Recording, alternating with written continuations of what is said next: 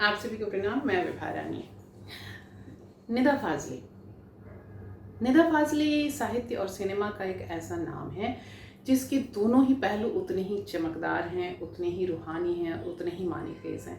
बहुत कम ऐसे हिंदी में ख़ास तौर से राइटर रहे हैं जो साहित्य के साथ साथ फिल्म में या फिल्म के साथ साथ साहित्य में दोनों बिल्कुल एकदम पैरेलली सराहे जाते रहे हों। निदा साहब में वो खासियत थी और वो सिर्फ हिंदुस्तान तक ही नहीं, हिंदुस्तान के बाहर बिल्कुल इंटरनेशनल लेवल तक जाकर के वो अपनी राइटिंग के बलबूते गए और जहाँ जाकर के वो शान से कह भी सके कि इंसान में हैवान यहाँ भी वहाँ भी, अल्लाह निगहबान यहाँ भी वहाँ भी। और फिर बोलते हुए कहते हैं कि जब ऐसा ही था तो भैया अलग क्यों हुए हम लोग। तो ऐसी बातें बिल्कुल बेधड़क कह जाने वाले निदा साहब। मेरी बहुत खुशकिस्मती रही कि मैं उनके साथ रही काफ़ी समय तक और हम लोग अपनी साहित्यिक बातों के साथ साथ अपनी काफ़ी जर्नी हमने तय की थी। उन्होंने मेरी पहली किताब, पहला कहानी संग्रह, उस पर अपनी भूमिका लिखी थी। महज एक फ़ोन मैंने किया था और उन्होंने लिख दिया था।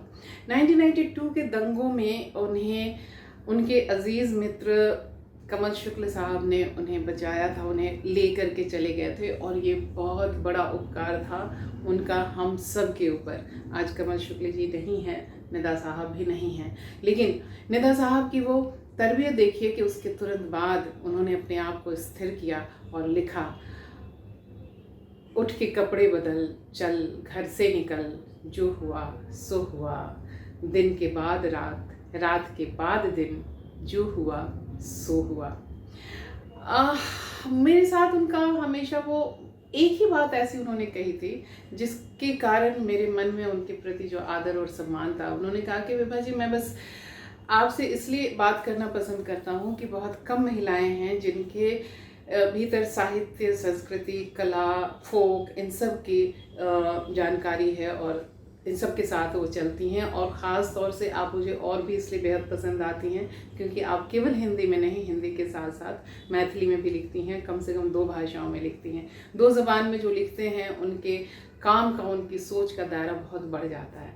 तो इतनी सारी चीज़ें हैं उनके साथ कि याद करना और एक एक चीज़ को याद करना, और मतलब घंटों उनके ऊपर बोला जा सकता है और उनकी रचनाओं के ऊपर बोला जा सकता है, उनकी बातों के ऊपर बोला जा सकता है। एक घटना तो मैं हाथों से उन्होंने मेरी किताब की समीक्षा लिखी थी, अपनी भूमिका लिखी थी, उन हाथों को मैं सजदा करती। ऐसे हमारे निदा साहब थे और उनकी तमाम चीज़ें कह नहीं सकती कि कितनी बातें उनके साथ हैं।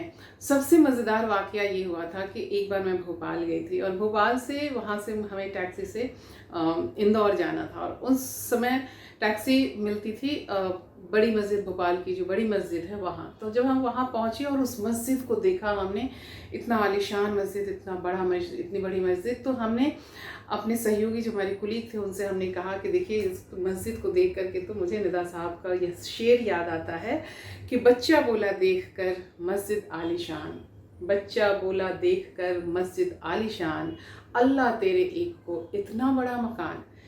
तो टैक्सी ड्राइवर जो थे रहमान चचा, उन्होंने अपनी लंबी सफ़ेद दाढ़ी पर हाथ फेरते हुए कहा कि वो मोहतरमा, आप अपने शायर साहब से कहें कि वो इस शेर में थोड़ी सी तरमीम कर लें।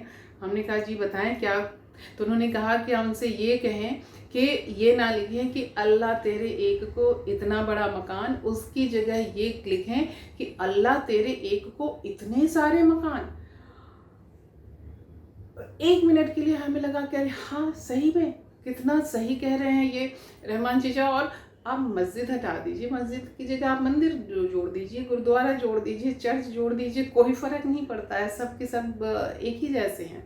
तो इतनी बेबाक बातें चाहे माँ के ऊपर लिखें कि बांध की खुर्री खाट के ऊपर हर आहट पे कदम धरे, दिन भर एक रस्सी पे चलती नटनी जैसी माँ, या फिर बहन के ऊपर लिखें, या अपनी बिटिया के ऊपर उन्होंने लिखा है, या फिर समाज के ऊपर लिखा है। उनकी आत्मकथा, उनकी नज़में सब पढ़ने लायक है। और उनका आज के दिन उनको याद करना अपने आप में अपने अतीत के समंदर में गहरे गहरे गहरे गोते लगाना है, और उनकी बदौलत हम भी कुछ बन सके, हम भी कुछ सोचने समझने की सलाहियत में आ सके। यह सोचना भी अपने आप में बहुत सुकून देता है, बहुत शांति देता है, और बहुत तसल्ली देता है कि हम भी निदा साहब के करीब थे, और निदा साहब हमें भी जानते थे, हमें भी मानते थे, एक लेखक की हैसियत से, एक इंसान की हैसियत से, एक महिला की हैसियत से। अलविदा।